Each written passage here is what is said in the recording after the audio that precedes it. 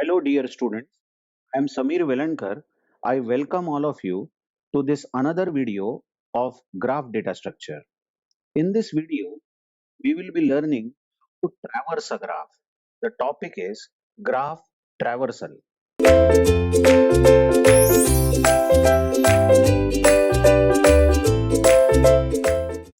Now, given a graph, as you see here, there are 6 vertices in this graph and it is undirected, not weighted.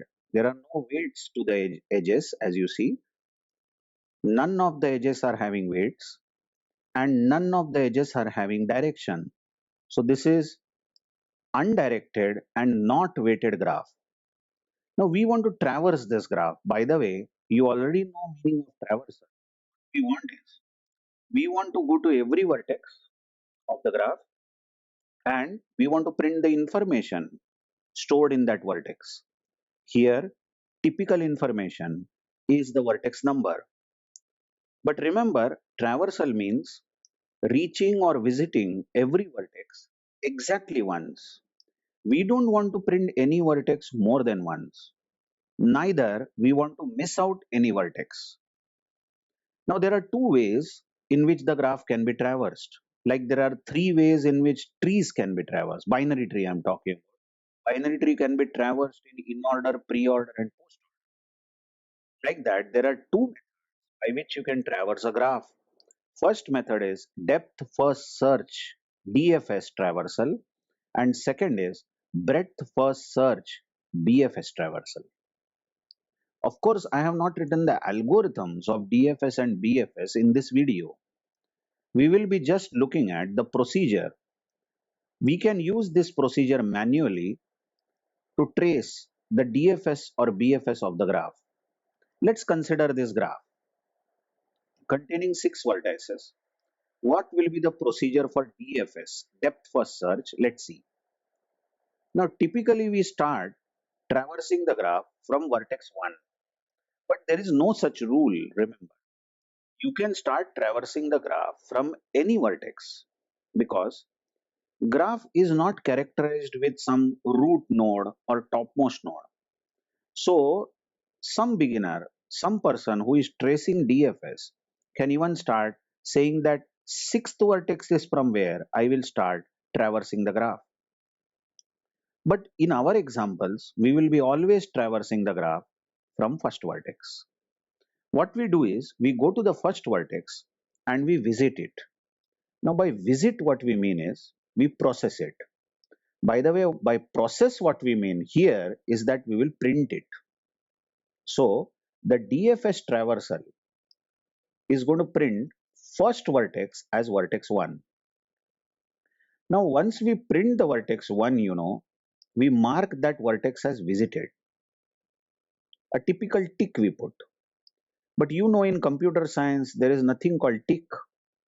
Now, later in our videos, where I will explain the algorithm, we will see that we will use something called visited flag, which can be 0 or 1. So, initially visited flag for first vertex will be 0 as it was not visited. But as soon as you visit it, that means you print it. We will make visited as 1. That means we have ticked that vertex 1. Anyway, don't bother about the algorithm right now. Okay, so now we have printed vertex 1. What do you do next is we check which vertices are adjacent to 1 now. Who are the neighbors of 1? Now you see in this graph, the neighbors of 1 are 2 and 5. That's it. 2 and 5 are neighbors of 1 or adjacent vertices of 1. Then we take among the neighbors of 1, 2 and 5 are the neighbors. Among the neighbors of 1, we take that vertex which is least numbered. Now among 2 and 5, which are neighbors of 1, 2 is the least numbered vertex. So we consider this vertex first. And there is one more criteria. The vertex that we are considering should not be visited already. Now you can see this vertex 2 is not yet ticked, it is not visited. So what we do is we decide that we are going to visit 2 and we print 2. So the second vertex visited or printed is 2. As soon as we print 2, we will tick it. we will mark it as visited. So just a quick recap. We started printing 1. After printing 1, we ticked it, visited. Then we saw who are the neighbors of 1. Neighbors of 1 are 2 and 4, 2 and 5. Consider the least neighbor. Least neighbor is 2. Check it is not visited. So you print 2 and then you tick it as visited.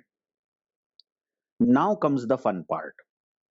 After printing 2, any beginner might feel that the second neighbor of 1 was 5.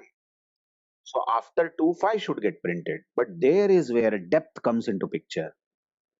After printing 2, you just forget all other neighbors of 1. Actually, there were two neighbors of 1, 2 and 5. We printed 2. After printing 2, you consider this second vertex, vertex 2, and repeat the process on vertex 2. What it means is, you see the neighbors of 2 now. The neighbors of 2 are 1, 4, 3, and 5. Lot of neighbors. Among these 4 neighbors, 1, 3, 4, 5, you take the least numbered. The least numbered neighbor is 1. I'll write it here better. We are considering neighbors of vertex 2, which are 1, 3, 4, 5. Among these neighbors, consider the least numbered neighbor, which is 1. But 1 is already visited. You can see it is ticked. So don't consider 1. Don't consider the vertex which is already visited if it is in the neighbor list. But then check the next least neighbor. Next least neighbor is 3. You can see among the neighbors of 2, 1 was least neighbor was visited. So you consider the other adjacent vertex, which is 3, and 3 is not ticked. So you decide that you are now going to process 3 or visit 3. After printing 3, you tick it as visited. Now you repeat the process on third vertex. Look how you are not considering other vertices which were neighbors of 2. Actually, 4 and 5 were also neighbors of 2, isn't it? But as soon as you print 3, you now consider vertex 3 and repeat the process on 3. So what do you mean by repeating the process on 3? You see the neighbors of 3. Now neighbors of 3 are 2, 4 and 6. So we are considering neighbors of 3. Check that. Neighbors of 3 as seen in the graph are 2, 4 and 6. So considering the least neighbor, which is 2, but observe 2 is already ticked. It is visited. So don't consider the visited vertex, but see the next least neighbor, which is 4. And as 4 is not yet visited, you decide that from 3 you are going to jump to 4. And 4 is visited, so it is ticked. Now consider 4 and forget all other neighbors of 3. If you now consider vertex number 4, what will you do? It is already printed as you can see and visited. If you consider 4 now, then see the neighbors of 4. Check the adjacent vertices of 4. Now adjacent vertices of 4 from the graph are 2, 3, 5 and 6. Check the graph. Take the least numbered neighbor, which is 2, but it is visited. So don't consider 2. Check the other least number, which is 3, but 3 is visited. Don't consider it. Check the next least numbered neighbor, which is 5, and 5 is not yet ticked. You can see the picture. 5 is not yet visited. So you decide that from 4 you are jumping to 5. So 5 is ticked. Now after visiting 5, you repeat the process on 5. So repeating the process on 5 means see who are neighbors of 5 now in your graph. If you see them, neighbors of 5 in your graph are 1, 1, 2, 4, and 6. Now, among these neighbors, 1 is least neighbor but visited, so cancel out. 2 is least neighbor, next least, but visited, cancel out. 4 is next neighbor, least neighbor, but visited, cancel out. 6 is the next least neighbor, which is not visited. So you print 6 and mark it as visited. Okay, now what would you do? You have just now printed 6. So the process says after printing 6, repeat the process on 6. That means you will see the neighbors of 6. As you can see, it is so easy to see in this graph that you are now seeing neighbors of 6, but all the neighbors, whatever name, I am not even writing the neighbors of 6, but whoever are the neighbors of 6 are visited. That means you cannot jump from 6 to any other new vertex. Such a vertex for which all the neighbors are already visited is called dead end. Sixth vertex in our example is a dead end because all the neighbors of 6, which are 3, 4, and 5, are already ticked. So you just can't jump from 6 to any new vertex. So what you do whenever you come across a dead end in DFS, you just backtrack. You just go back exactly to that vertex from where you came to 6. Now this is something tricky and you may have to remember. Last time when you came to 6, from where did you come to 6? Well, you came to 6 from 5. Recall when we were checking neighbors of 5, we got 6 as the neighbor and we jumped there. So we just backtrack. We will backtrack to 5. Just backtrack to 5. When you are back at 5, you repeat the process on 5. Be careful, be careful. When you are back at 5, you repeat the process on 5. That means you ask, hello, fifth vertex, do you have any neighbors which are not yet visited that can be printed? So, fifth vertex, can we jump to any other vertex which is not yet visited from 5? But the answer you will see is that whoever are the neighbors of 5 are already visited. That means 5, fifth vertex, is also a dead end. I hope you are understanding. You cannot jump to any new vertex from 5. So now you will go back to the vertex from where you came to 5. This is something that you will have to remember in the process. Well, you came to 5 from 4, from 4. So you're back at 4. And when you are back at 4, you will see 4 is also dead end. I hope you understand straight away. Because 4 does not have any neighbors which are not visited. If you come to a dead end, you will backtrack to the vertex from where you came to 4. So you will backtrack to 3 because you came to 4 from 3. But you observe that 3 is also a dead end. All the neighbors of 3 are already done, already visited. So 3 is a dead end. So you will jump or backtrack to 2 because you came to 3 via 2. Easily 2 is a dead end because all the neighbors of 2 are already done. So you will backtrack to 1 because you came to 2 from 1. So you are back at 1. You ask 1, is there anything adjacent to 1 which is not yet visited? But 1 will say, no, I don't have any neighbors which are not visited. So 1 is a dead end. And if 1 is a dead end, and you remember the process started at 1 and 1 itself is a dead end. Remember, DFS was started from vertex 1 and 1 itself is a dead end.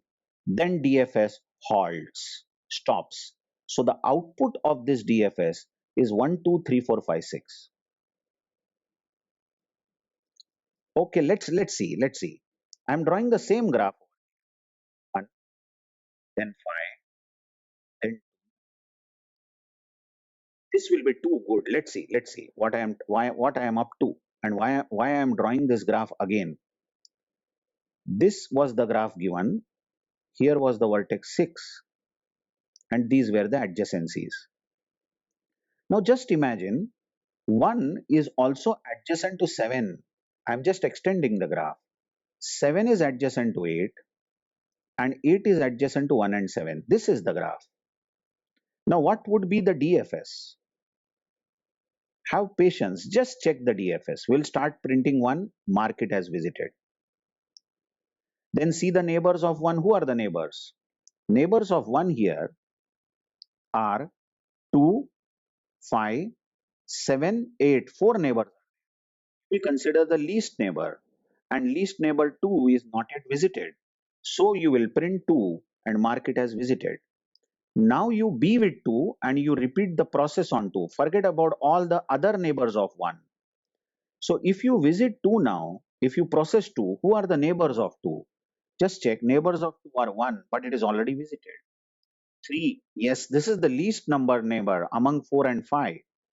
So 3 will be visited next. I hope you got it. So 3 is marked and 3 is printed.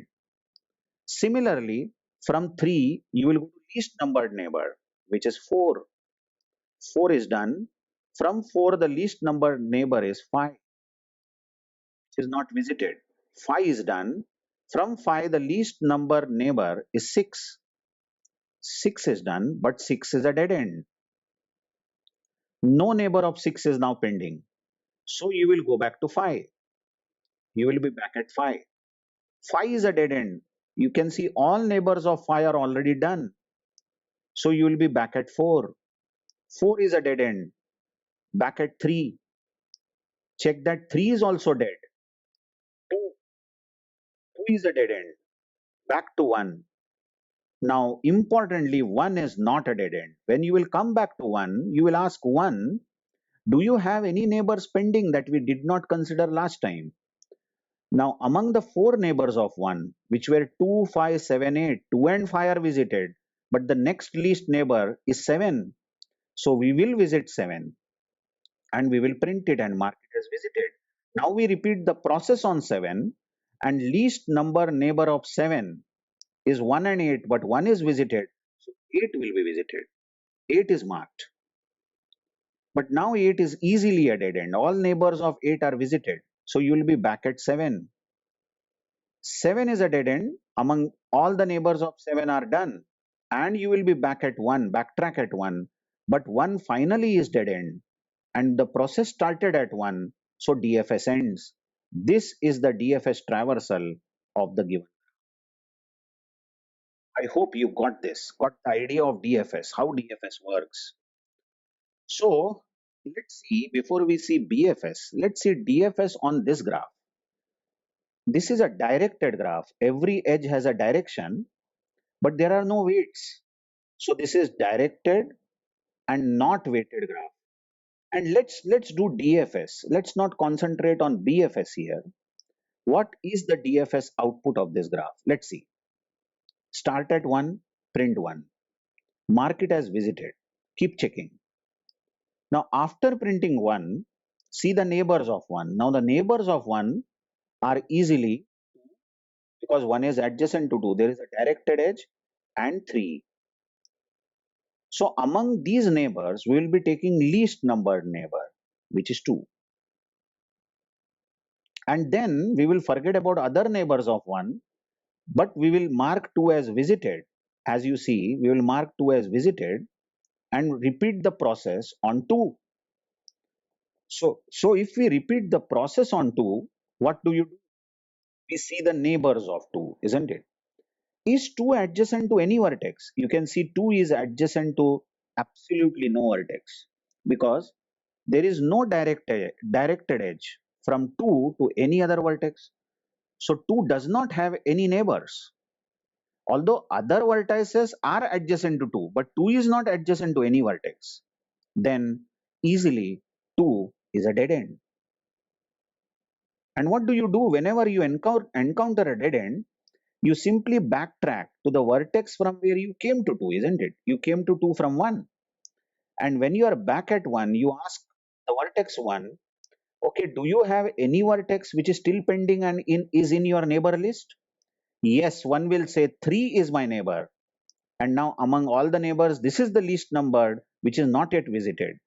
So you will easily print 3 and mark 3 as visited.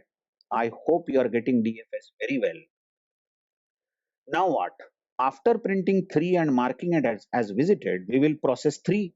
We'll see neighbors of 3. And the neighbors of 3 are 2. You can see neighbors of 3. 2 is a neighbor and 4 is a neighbor, isn't it? Now among them, 2 is visited, least numbered. So next is 4. So 4 is visited and marked. No, no, no, the process doesn't end here. Technically now we repeat the process on 4 because we have just now printed 4. So who are the neighbors of 4? Only 3 is the neighbor of 4. But 3 is already visited. So 4 is a dead end. And what will you do then? You will backtrack to 3 because you came to 4 via 3. So if you are back at 3, you will repeat the process on 3. But 3 is also a dead end because all the neighbors of 3 are done. So you will backtrack to 1 because you came to 3 from 1. If you come back to 1, 1 itself is a dead end. Isn't it so? And you can easily see that if 1 is a dead end, the process halts. And this is the DFS. This is the DFS for the given graph. Okay. Before we close the video, I will draw some arbitrary graph. Believe me, even I don't know what I am drawing. So suppose we have an undirected graph somewhat like this. Just check. This is the graph we are having. Okay. So what will be the DFS of this graph? Print 1, mark 1 as visited. Right? See the neighbors of 1? Neighbors of 1 are 2 and 3. Only 2 and 3 are neighbors. Take the least numbered, which is not visited, that is 2. Mark 2 as visited. Okay. Forget about other neighbors of 1. Now you be with 2. Repeat the process on 2. Who are the neighbors of 2? Check neighbors of 2 are 1 and 4. But among these neighbors, take the least numbered neighbor, which is 1, but 1 is already visited. So you consider the other least numbered neighbor, which is 4, and mark 4 as visited. Now repeat the process on 4.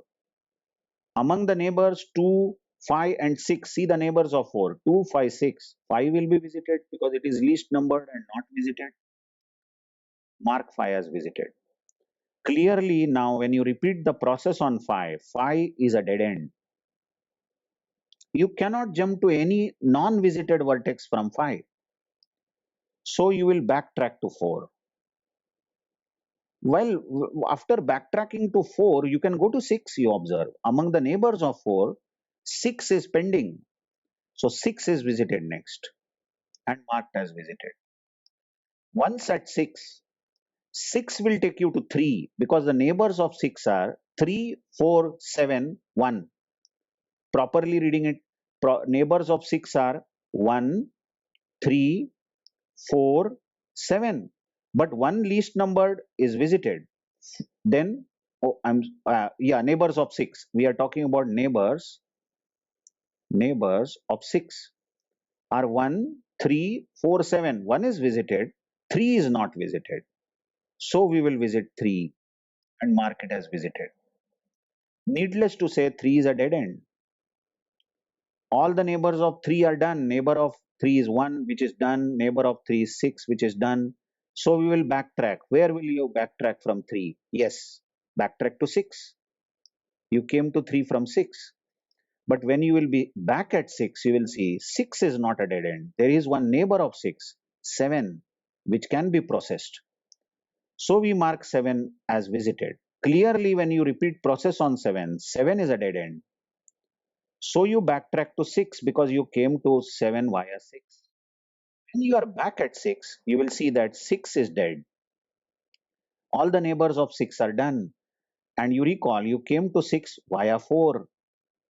So 4 is also dead. You can see all the neighbors of 4 are done. And then you will backtrack to 2. I'm sure you are getting it. Because you came to 4 from 2. 2 is dead. All the neighbors of 2 are done. And from 2 you will backtrack to 1. But 1 is also done. This is dead. All the neighbors of 1 are done. And you started the process at 1 and 1 itself is dead end. So you stop the process of DFS and you say this is the output. Okay, the cautious and attentive readers and listeners might have understood that DFS procedure or function, DFS function is going to be recursive. It will be a recursive. Inherently, it is a recursive function. Think over it. Anyway, we are going to see that recursive function where we will reason out why DFS is inherently, it should be recursive function. Although we can write non-recursive version of DFS also. Any recursive function can be written as non-recursive and vice versa. But DFS is best written using recursion. Anyway, we will see BFS in the next video and algorithms in next to next video. Thank you very much.